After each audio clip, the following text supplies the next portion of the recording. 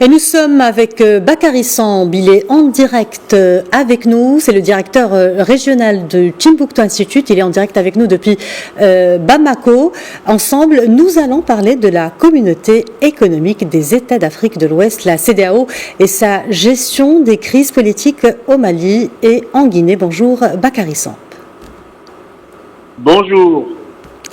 Alors, Bakary Samb, deux crises politiques majeures ont marqué l'actualité sous-régionale ces derniers mois au Mali, mais aussi en Guinée. Est-ce le retour des instabilités tant craintes dans une sous-région qui connaît aussi une crise sécuritaire et une impasse au Sahel? Il est vrai que ces deux crises ont marqué l'actualité politique et dans la sous-région. Deux cas différents. Le cas du Mali qui, depuis une dizaine d'années, est dans une crise sécuritaire qui dure encore, mais aussi la Guinée où le règne d'Alpha Condé suite à un troisième mandat a précipité les choses. Je crois que la région aujourd'hui se retrouve dans une situation qu'on croyait révolue. Après la vague des indépendances, la vague des démocratisations, en tout cas dans les années 90, on pensait que le continent avait pris maintenant un nouveau tournant et que la démocratisation et les processus démocratiques étaient dans un nouvel élan. Et aujourd'hui, on se retrouve avec ces instabilités, le retour des coups d'État qui inquiètent non seulement les pays africains, mais les instances régionales, sous-régionales, mais aussi la communauté internationale. Bakary Samb, vous avez signé il y a quelques semaines une tribune dans la presse internationale où vous évoquiez des vents défavorables à la démocratie et précisiez un sombre avenir pour l'état de droit dans la région. Comment sortir de cette situation? Oui, l'expression est de Larry Diamond qui parlait des vents défavorables à la démocratie dus à une situation internationale de plus en plus complexe.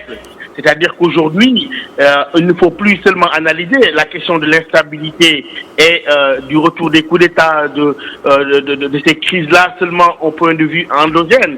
Il faut voir aussi un contexte international où il y a pas mal de contradictions dans la gestion de ces crises-là. Et la géopolitique mondiale est en train d'influer sur le continent où, à la place des principes sacro-saints de défense de la démocratie et de l'état de droit des puissances internationales, on voit quand même au retour un certain pragmatisme diplomatique qui n'aide pas beaucoup ces États à faire pression sur des régimes, même si ces régimes enfreignent à l'état de droit.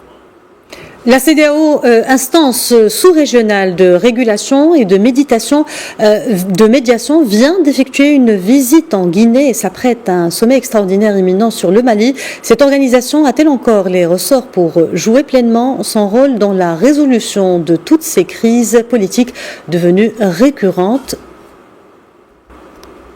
Oui, la CEDEAO avait mis en place ce protocole additionnel. La CEDEAO quand même a réglé pas mal de conflits dans la région. Mais on voit que de plus en plus, il y a l'opinion publique, la rue africaine, ouest africaine ne donne plus de crédit à cette organisation. On dirait que la jeunesse aussi conteste la légitimité d'une telle organisation en parlant parfois même, entre guillemets, de syndicats de chefs d'État, eu égard à ce qui s'est passé dans certains pays. Aujourd'hui, la CEDEAO est devant un dilemme.